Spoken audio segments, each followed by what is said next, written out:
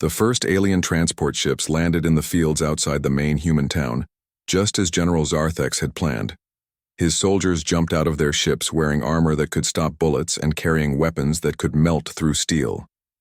They formed perfect battle lines and began marching toward the human buildings, expecting to find desperate defenders shooting at them from windows and rooftops. But the town was empty and quiet. Commander Veltar led the first group of soldiers down the main street looking for signs of the human fighters. The shops and houses were all abandoned, but they looked like people had left in a hurry rather than fleeing in panic. Doors were closed but not locked, and there were no broken windows or signs of fighting anywhere. "Where are they?" asked Lieutenant Caxter, who was carrying a heavy weapon designed to break through fortified positions. "Our sensors showed 300 fighters in this area just an hour ago."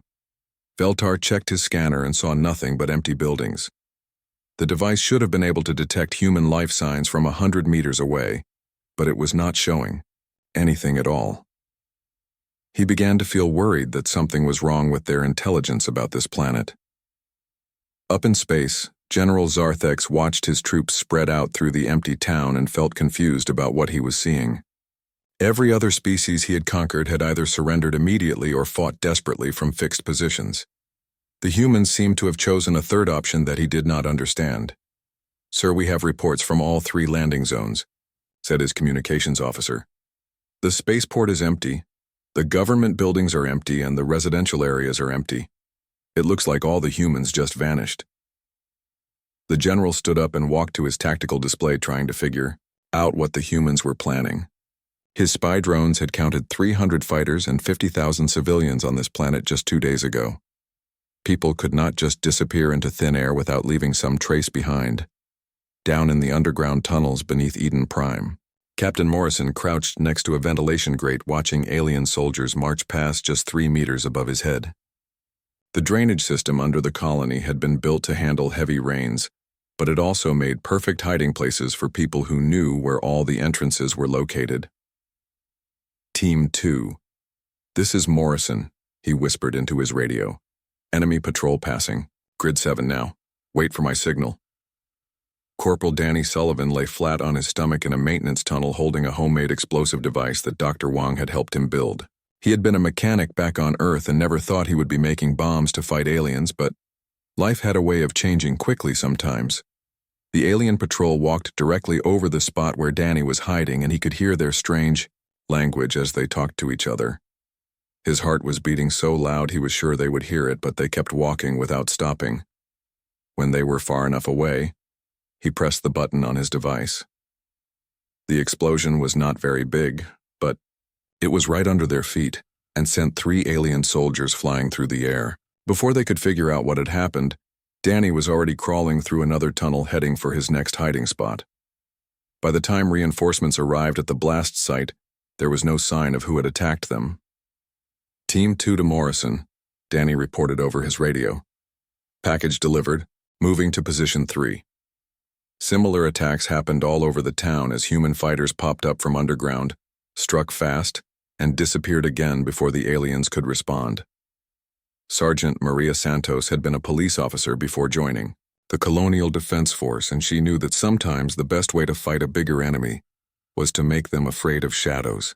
"They are looking for an army," she whispered to her partner Bobby Chen as they crawled through a storm drain toward their target. "Instead, they get ghosts who know every inch of this place." General Zarthex received reports of more attacks, but none of his soldiers could describe what they were fighting against. The humans would appear, shoot, or set off explosives and then vanish before anyone could see where they went.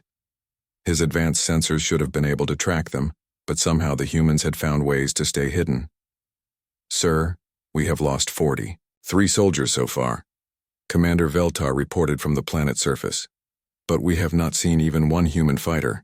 They attack from nowhere and disappear like they were never there." The general looked at his tactical display, which showed his troops spread all over the human colony, but making no progress toward their objectives.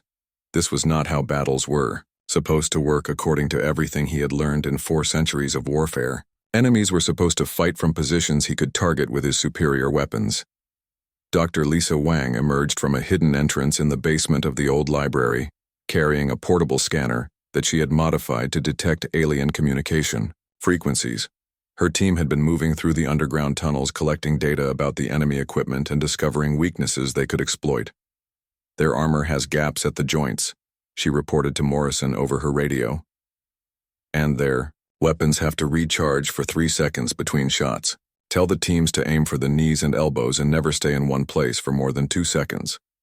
The information spread quickly through the human fighters, who began targeting the weak spots in alien armor with deadly accuracy. What had started as random attacks became coordinated strikes that took advantage of every flaw in the enemy equipment and tactics. Lieutenant Amy Carter led a group of 12 fighters through the maintenance tunnels under the alien command post. They could hear boots walking around above them and radio chatter in the strange alien language. The enemy had taken over the human government building, thinking it would give them control of the colony. Remember, we go in fast, take out their communications, and get out before they can call for help, Amy whispered to her team. Danny, you handle the explosives. Maria, you watch the exits. Everyone else follow me. They burst up through a floor grate in the middle of the alien command post and opened fire before the surprised soldiers could react. The attack lasted less than 30 seconds, but it destroyed all the communication equipment and took out 6 enemy fighters. By the time reinforcements arrived, the humans were gone, and the aliens were left with no way to coordinate with their units outside. General Zarthex felt something he had not experienced in his long military career. His perfectly planned assault was falling apart because the enemy refused to fight the way wars were supposed to be fought. Instead of defending positions, they attacked and ran. Instead of forming armies, they split into tiny groups that appeared and disappeared like smoke. Sir, our advance has stopped, Veltar reported with worry in his voice. The troops are afraid to move in small groups, but when we send large units, the humans just avoid them. We control the buildings, but we cannot find the enemy. The general stared at his screen showing dozens of red markers where his soldiers had been attacked. The humans were using tactics that violated every principle of military strategy he had ever studied. They had no fixed positions, no supply lines, and no command structure that he could target. But somehow it was working. Captain Morrison crouched in a tunnel junction looking at reports from all his teams. They had lost only 8 fighters so far, while taking out more than 40 alien soldiers. The enemy had more troops and better weapons, but the humans had something the aliens could not understand. They had desperation mixed with intelligence and the absolute refusal to give up their home without a fight. The battle was just beginning, but already General Zarthex was learning that humans were not like any enemy he had faced before. General Zarthex stood tall in his command room looking at the screens that showed star maps and battle plans. His body was made of crystal that changed colors when he moved, and his 4 eyes could see things that most beings could not see. He had won battles on 17 different worlds and never lost even one fight. The other generals in the galaxy spoke his name with fear and respect. His aide, Commander Veltar, walked up to him, holding a data pad with new information about their next target. The target was a human colony world called Eden Prime, where about 50,000 humans had built homes and farms. Veltar looked at the data and shook his head because the humans seemed so weak compared to their mighty fleet. These humans are nothing special, Veltar said while pointing at the numbers on his screen. They only learned how to fly between stars 200 years ago, and we have been doing it for 10,000 years. Their weapons shoot metal bullets and simple energy beams that could not even scratch our smallest ships. General Zarthex walked over to the big window that showed space and the thousands of ships in his fleet. Each ship carried enough weapons to destroy a small moon, and his soldiers had training that lasted for decades. He had never seen an enemy that could stand against such power, and he did not think these humans would be different from all the others. How many soldiers do they have on this world, he asked, while still looking out at his fleet. Our spy drones counted about 300 fighters, Veltar answered. Most of them are not even real soldiers, but farmers and workers who picked up guns when they heard we were coming. Their leader is some human called Captain Jake Morrison, who used to be a soldier but now just protects this one small colony. The general turned around and his crystal body flashed bright blue, which meant he was thinking hard about something. In all his battles, he had faced enemies with millions of soldiers and weapons that could destroy whole planets. These humans had almost nothing, And yet something about this felt different, but he could not say what it was. Down on Eden Prime, Captain Jake Morrison stood in his small office, looking at reports from his scouts and the few satellites they had in space.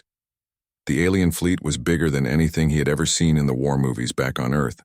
His hands did not shake because he had been a soldier for 20 years before coming to this colony, but he knew the math, and the math was not good. Lieutenant Amy Carter knocked on his door and walked in without waiting for him to say, "Come in." She had been his second in command for 3 years and knew him well enough to see that he was worried, even though his face did not show it. "Sir, the evacuation ships can be here in 6 days," she said while holding a message from Earth Command. "We can get most of the civilians off-world before the aliens arrive." Morrison looked at her and then looked out his window at the town below where people were going about their normal day. He could see children playing in the schoolyard and farmers working in their fields. These people had left Earth to build something new and good on this world, and now someone wanted to take it away from them. "We are not running, Amy," he said, in a quiet voice. "These people chose to make their lives here, and we protect what matters to them and to us." Amy nodded because she had expected this answer. Morrison was the kind of man who would rather die fighting than live running away. She looked at the numbers again and wished they had more soldiers or better weapons, but they would have to work with what they had. Back in space, General Zarthex called his war council together to plan the attack. His best commanders gathered around the big table that showed a perfect copy of Eden Prime with every building and road marked in detail. The general had used the same plan on 16 other worlds, and it had worked every time. "We will drop from space in 3 waves, he said, while pointing at different spots on the map. "The first wave takes the spaceport and communication towers. The second wave surrounds their main town. The third wave captures their leaders and any weapons they have hidden." Commander Veltar looked at the plan and nodded, but then asked, "General, what if they try to fight us instead of giving up right away?" Zarthex made a sound that was like laughing, but deeper and more scary. "With 300 fighters against our 50,000 soldiers, they would have to be insane to try fighting us." The other commanders around the table all agreed that the humans would give up as soon as they saw how big the alien fleet was. Every other species in the galaxy had done the same thing when they realized they could not win. The general felt sure that this battle would be over in a few hours, and then they could move on to the next world. On Eden Prime, the people were not planning to give up or run away. Dr. Lisa Wang worked in her laboratory, trying to learn everything she could about the alien ships from the pictures their satellites had taken. She had been studying alien technology for 10 years, and now she finally had a chance to see it up close. Morrison gathered his 300 fighters in the town meeting hall and looked at their faces. They were scared, but they were also angry and ready to fight for their homes. Most of them had never been soldiers, but they knew how to work hard and solve problems, and sometimes that was more important than fancy training. "They think we will give up when we see their big fleet," Morrison told them.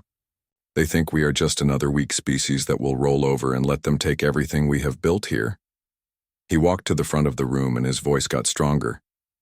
"But they don't know what humans are really like when someone tries to take away everything we care about. They are about to learn something new." The alien fleet moved closer to Eden Prime, and General Zarthex felt confident that this would be just another easy victory to add to his long list of wins. The alien fleet reached Eden Prime just as the sun was setting over the human colony. General Zarthex sat in his command chair watching the peaceful-looking world spin slowly below his massive ships. Thousands of lights twinkled from the human towns and cities, making the planet look almost beautiful in the darkness of space. Commander Veltar stood beside his general, holding a communication device that would let them talk to the humans below. Standard protocol was to offer the enemy a chance to surrender before starting the attack. This saved time and meant they did not have to rebuild everything after the battle was over. "Send them our standard surrender message," General Zarthex ordered, while adjusting the controls on his chair. "Tell them they have 1 hour to give up and accept our rule, or we will take the planet by force." Veltar pressed the buttons on his device and sent the message down to the planet. The message had worked on every other world they had conquered, and the general expected the humans to respond within a few minutes with their surrender. He had already started thinking about which planet to attack next when the response came back. The voice that came through their speakers was calm and steady without any fear in it. "This is Captain Jake Morrison of the Eden Prime Defense Force. You are not welcome here. Leave now or we will make you leave." General Zarthex blinked all four of his eyes at the same time and looked at Commander Veltar to make sure he had heard the message correctly. His tactical computers were showing that the humans had only 300 fighters against his 50,000 soldiers. The math was so simple that even a child could understand who would win this fight. "Did they not understand our message?" the general asked while leaning forward in his chair.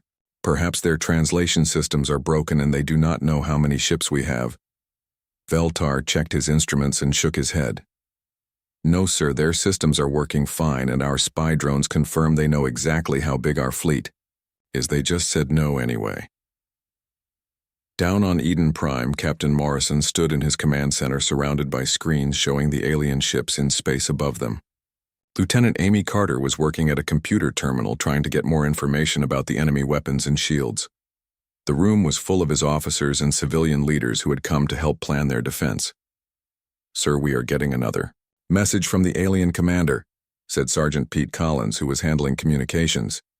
"He wants to know if we understood his first message."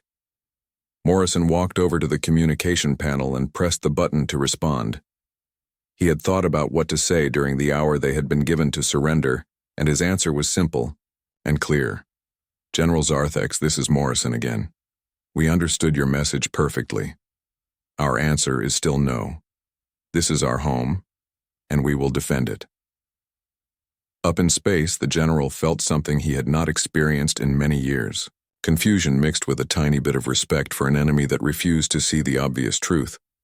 He had conquered species with millions of soldiers and weapons that could crack planets in half. None of them had ever told him no when they were this badly outnumbered. "These humans are either very brave or very stupid," he said to his war council. "Send them one more message offering them the honor of peaceful surrender. Tell them we respect their courage, but they cannot win this fight." Dr. Lisa Wang was not in the command center listening to the alien messages. She was in her laboratory, 3 floors underground, studying every piece of data their sensors had collected about the alien ships. Her team of scientists had been working non-stop since the fleet arrived, trying to understand how the enemy technology worked. "The power readings from their engines are incredible," said her assistant, Dr. Kevin Barnes, while looking at his computer screen. "But look at this pattern in their communication signals. It repeats every few seconds." Lisa walked over to see what he was looking at and felt her heart start beating faster. The pattern looked familiar, like something she had seen before in her research on alien technology. If she was right about what she was seeing, then maybe they had a chance after all. "Keep recording everything," she told her team. "Every signal, every energy reading, every bit of data you can get. We need to learn as much as possible about how their systems work." Back in the command center, Morrison received the second surrender offer from General Zarthex. This time, the alien leader had tried to sound more respectful and had offered to let the humans keep some of their freedom if they gave up without fighting. Morrison read the message twice and then deleted it. "Sir, what should we tell them?" asked Amy, who was standing next to him waiting for orders. Morrison looked around the room at all the people who were depending on him to make the right choice. These were not professional soldiers who had signed up to die in battle. They were farmers and teachers and shop owners who just wanted to live peaceful lives on the world they had built together. "Tell him we appreciate the offer, but we are going to have to pass," Morrison said with a small smile on his face. "And tell him that if he wants this planet, he is going to have to come down here and take it from us." General Zarthex received the third refusal from the humans and felt his crystal body flash red with anger. In 400 years of military service, no one had ever been this stubborn when facing impossible odds. His commanders were looking at him waiting for orders, and he knew he could not let this disrespect continue. "Begin the attack," he ordered while standing up from his command chair. "All units prepare for planetary assault. These humans want to fight, so we will give them one." The first wave of alien ships dropped out of orbit and headed toward the surface of Eden Prime. Their shields glowed bright blue as they entered the atmosphere, and their weapons charged up ready to destroy any resistance they found. General Zarthex watched on his screens as his perfectly trained soldiers prepared to land and take control of the human colony. But something was different about this attack from all the others he had commanded. The humans were not running around, in panic or trying to hide in their buildings. Instead, they seemed to be moving with purpose, like they had a plan for dealing with his invasion force. "Sir, we are detecting some unusual energy readings from the planet's surface," reported his sensor officer.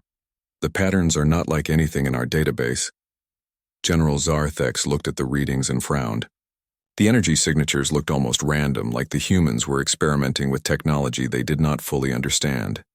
It was probably nothing important, but it still made him feel slightly uneasy about how this battle was going to go. Down. On Eden Prime, the 300 human fighters took their positions and prepared to show the galaxy what happened when someone tried to take away everything they cared about. The real fight was about to begin. 3 days of fighting had passed, and General Zarthex found himself staring at battle reports that made no sense according to everything he knew about warfare. His forces had captured every important building in the human colony, but they still did not control anything. The humans continued to appear from nowhere, strike at his soldiers, and vanish again like they had never been there. "Commander." Veltar walked into the command room looking tired and frustrated after spending 3 days trying to hunt an enemy that refused to stay found. His uniform was dirty, and his confidence was shaken by fighting an opponent that broke every rule of military engagement he had ever learned. "Sir, we have surrounded their last stronghold," he reported while pointing at a tactical display showing the human laboratory complex built into the side of a mountain. "Our sensors show about 50 humans inside, including their leaders. We can end this now with one final assault." General Zarthex looked at the mountain facility and felt something was wrong, even though he could not explain what it was. The humans had been too clever and too unpredictable for him to believe they would make their last stand in a place where his superior numbers would actually matter. "Double the guard around the perimeter," he ordered, "and scan the area for any underground tunnels or hidden exits they might use to escape. These humans have surprised us too many times already." Inside the mountain laboratory, Dr. Lisa Wang was putting the finishing touches on her most important discovery since the fighting had started. She had spent 3 days studying captured alien equipment and intercepted communication signals, trying to understand how their technology worked. What she had found was both terrifying and wonderful at the same time. "I have figured out how their communication systems work," she announced to the group of defenders gathered around her workstation. "But this is going to sound completely insane when I explain it." Captain Morrison looked at the data on her screens and tried to understand what he was seeing. The numbers and diagrams meant nothing to him, but the excited expression on Lisa's face told him that she had discovered something important. "Their entire fleet uses one central communication network," Lisa continued while pointing at her analysis. "Every ship, every soldier, every weapon system is connected through quantum entanglement channels that we can intercept and decode if we have the right equipment." Lieutenant Amy Carter leaned forward, trying to follow what the scientist was saying. "You mean we can listen to everything they are saying to each other?" Lisa shook her head and smiled in a way that made Morrison slightly nervous. "Better than that. We can talk to them directly. We can send messages to any ship in their fleet, including personal communications to their commander." The idea was so bold and dangerous that it took Morrison a few seconds to fully understand what she was suggesting. They would be revealing capabilities the aliens did not know they possessed and taking a huge risk that could backfire completely. But conventional tactics had not worked for the aliens, so maybe unconventional tactics would work for the humans. "Do it," Morrison decided, after looking around at his people and seeing determination in their eyes. "Contact General Zarthex directly and let him know we want to talk." Up in space. General Zarthex was reviewing plans for the final assault on the human mountain facility when his personal communicator suddenly activated without anyone on his bridge touching any controls. The device should have been impossible for outsiders to access since it used encrypted quantum channels that only his own people knew about. "General Zarthex, this is Captain Morrison," came the calm voice of the human leader. "We need to talk." The general looked around his command room at his officers, who were all staring at the communicator with expressions of shock and confusion. His personal device was supposed to be completely secure and protected by the most advanced encryption systems in the galaxy. "How are you accessing this channel?" Zarthex demanded while gesturing for his technical officers to trace the signal. "Our communication systems are protected by quantum encryption that cannot be broken." Morrison's voice continued coming through the speaker with no sign of worry or fear. "General, you have been studying us for months through your spy drones and reconnaissance satellites. But you forgot something important about humans. When someone watches us, we watch back, and we learn faster than you thought was possible." The truth of what had happened began to dawn on the general as he realized the implications of what the human was telling him. While his forces had been gathering intelligence about human weapons and defenses, the humans had been studying every piece of alien technology they could get their hands on. Dr. Lisa Wang appeared on the screen next to Morrison and began displaying technical data that made General Zarthex feel cold inside his crystal body. The information scrolling past included detailed schematics of his flagship, complete personnel records for his crew members, and even his own psychological profile from classified hegemony files. "You have been reverse engineering our technology," the general whispered as the full scope of what had happened became clear to him. "Every probe we sent to observe you became a learning opportunity." Lisa nodded and continued showing data that should have been impossible for any human to obtain. "Your reconnaissance drones were very helpful, General. Each one taught us more about your computer systems, your communication protocols, and your security codes. We have been building a complete picture of your capabilities while you thought you were safely gathering intelligence about us." Commander Veltar watched his superior, the legendary general who had never lost a battle in 400 years of service, slowly sink back into his command chair. The weight of impossible reality was settling around them as they realized that the humans had turned the entire invasion into a massive intelligence-gathering operation. "We know about your supply lines, your troop strengths, your weapon capabilities, and your strategic plans," Morrison continued in the same calm voice that had started this nightmare. "We know which ships in your fleet have mechanical problems, which of your officers are having doubts about this war, and which planets you are planning to attack next." General Zarthex tried to speak, but no words would come out of his mouth as the scope of the human achievement became clear to him. They had not just resisted his invasion or fought his soldiers to a standstill. They had penetrated the most secure systems in the hegemony empire and stolen secrets that were supposed to be impossible to access. The final blow came when Morrison displayed a complete tactical analysis of the alien fleet, showing every weakness and vulnerability that could be exploited. The humans had not just learned how to fight the general's forces, they had learned how to defeat them completely. "Leave now, General Zarthex," Morrison said with quiet authority that cut through the crystal being's confusion and fear. "Take your ships and go home. Don't come back to human space and don't threaten any world under our protection. Tell the galaxy that Earth remembers its friends and its enemies." The communication ended, leaving General Zarthex alone with the terrible knowledge that he had encountered something the galaxy had never seen before. A species that grew stronger through adversity, learned from every challenge, and refused to accept defeat as an option. His hands were shaking as he gave the order that he had never thought he would have to give. "All units prepare for immediate withdrawal. We are leaving this system." The legendary general who had conquered 17 worlds sat alone in his quarters afterward, staring at star charts and wondering what other impossible things humans might be capable of when someone made the mistake of threatening their homes. The alien fleet began pulling back from Eden Prime, but General Zarthex could not bring himself to leave his command chair or speak to his officers. Everything he had believed about warfare and conquest had been destroyed in the space of a few minutes by a species he had thought was primitive and weak. Commander Veltar approached his general carefully because the crystal being had not moved or spoken since the human transmission ended.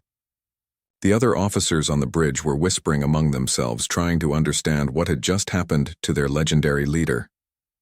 "Sir, the fleet is asking for orders about our next target system," Veltar said quietly. "Should we proceed to the Centauri colonies as planned?" General Zarthex slowly turned his head to look at his aide. and Veltar could see something broken in the four eyes that had once been so confident and sure. The general, who had never lost a battle, was trying to process the reality of facing an enemy that had turned his own invasion into a learning experience. "Cancel all military operations," the general said in a voice that was barely above a whisper. "Return the fleet to home base and submit my resignation to High Command. I am no longer fit to lead soldiers into battle." Down on Eden Prime, Captain Morrison emerged from the underground laboratory complex and stood in the morning sunlight looking up at the alien ships as they moved away from his world. The 3-day battle was over, and somehow his small force of colonial defenders had sent one of the galaxy's most feared military commanders running home in defeat. Lieutenant Amy Carter walked up beside him and watched the last alien transport lift off from the fields outside town. The buildings were damaged and there were scorch marks on many walls, but the colony was still theirs and the people were safe. "Sir, I still don't completely understand how we did that," she said while shaking her head at what they had accomplished. "We were outnumbered by more than 100 to 1. Morrison smiled and looked back toward the laboratory where Dr. Lisa Wang was still working at her computers, analyzing all the data they had collected from the alien technology. The scientist had given them the tools they needed, but it was the courage and determination of ordinary people that had made the difference. "We did it the same way humans always do impossible things, Amy," he said. "We refused to give up and we learned something new." The news of what had happened at Eden Prime spread through human space faster than anyone had expected. Other colonies sent messages of congratulations and support, while Earth Command tried to figure out exactly what techniques the defenders had used to defeat such overwhelming odds. Dr. Lisa Wang found herself being asked to brief military commanders and government officials about the implications of what her team had discovered. The ability to intercept and decode alien communications would change the balance of power between humans and other species in ways that no one could fully predict. "The most important thing to understand," she told a gathering of Earth's top generals, "is that we did not just defend one colony.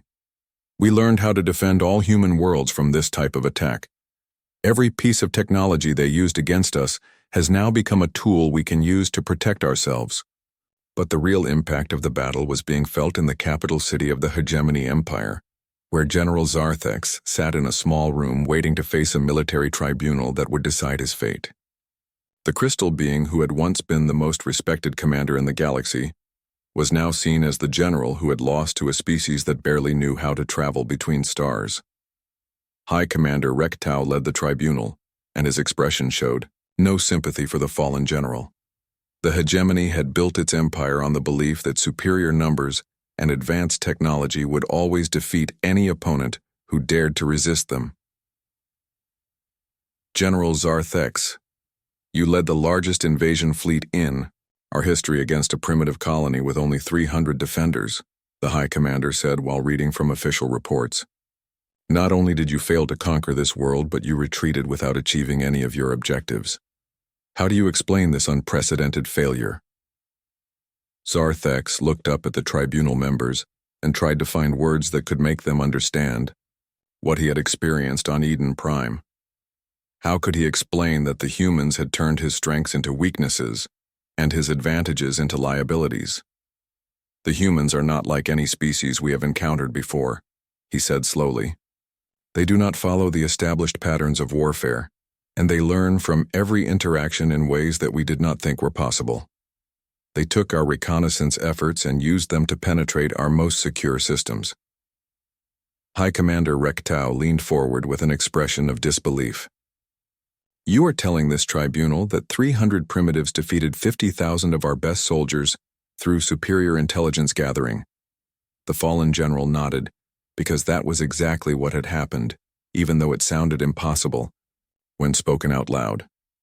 "They did not just gather intelligence, they weaponized our own overconfidence against us. While we were studying them, they were studying us, and they learned faster than we thought any species could learn." The tribunal members looked at each other with expressions that mixed skepticism with growing concern. If what General Zarthex was saying was true, then the hegemony's entire approach to conquest might be useless against this new human threat. "Furthermore," Zarthex continued, They displayed psychological warfare capabilities that broke down the morale of troops who had never experienced defeat. They made us afraid of an enemy we could not see or predict. They turned our superior numbers into a disadvantage by forcing us to fight on their terms instead of our own. The High Commander stood up and walked to a window that looked out over the capital city of their empire. For 1,000 years, the hegemony had expanded across the galaxy by overwhelming any resistance with massive fleets and advanced technology. The idea that this strategy might not work against humans was deeply disturbing. "What do you recommend we do about this human problem?" he asked, without turning around to face the fallen general. General Zarthex was quiet for a long moment before answering, because he knew his next words would probably end his military career forever. "Leave them alone. Do not attack their worlds, do not threaten their colonies, and do not underestimate their capabilities. The humans have shown us something we did not know was possible. They can turn any situation into a learning opportunity, and they will never stop fighting for what they believe belongs to them." Back on Eden Prime, life was slowly returning to normal as the colonists repaired damage and rebuilt what had been destroyed in the fighting.